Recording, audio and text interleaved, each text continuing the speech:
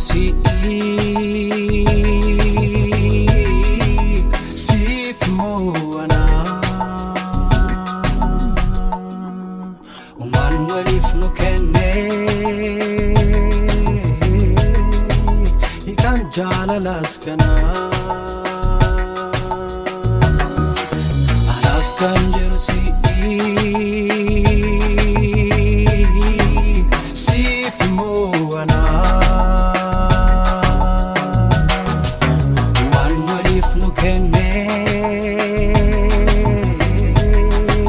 Ikan jalalas kana Ikan jalalas kana